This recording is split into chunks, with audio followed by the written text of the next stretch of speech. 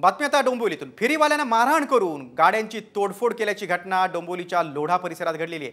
डोंबिवलीतील फळ विक्रेत्याच्या लघुशंकेचा video viral झाला होता। या घटनेनंतर भाजप आणि मनसेने आंदोलन केलं होतं।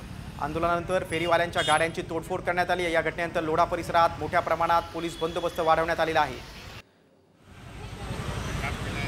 एका फळ विक्रेत्यानं आपल्या हातगाडीवरच लघुशंका करून नंतर फळांची विक्री केली होती। त्याची बातमी साम टीव्हीने देखील दाखवली होती। मात्र याच्यानंतर या परिसरात विक्रेत्यांविरोधात मोठा संताप व्यक्त होतोय। फळ विक्रेत्याच्या लघुशंकेच्या प्रकारानंतर संताप होतोय। लोढा परिसरात आता मोठ्या प्रमाणात पोलीस बंदोबस्त तैनात करण्यात आलेला आहे। फेरीवाल्यांना मारहाण देखील झालेली आहे। फेरीवाल्यांना मारहाण करून काही वाहनांची देखील तोडफोड झालेली आहे। या घटनेनंतर भाजप आणि मनसेच्या कार्यकर्त्यांनी आंदोलन केले। संबंधित महानगरपालिकेशी बोलून योग्य ते कारवाई पोलीस बंदोबस्त घेऊन करणार आहोत। सध्या इथे शांतता आहे, नागरिकांनी सहकार्य केलेलं आहे। ते आम्ही माहिती घेत आहोत। जर काही नुकसान झालं असेल त्याप्रमाणे कायदेशीर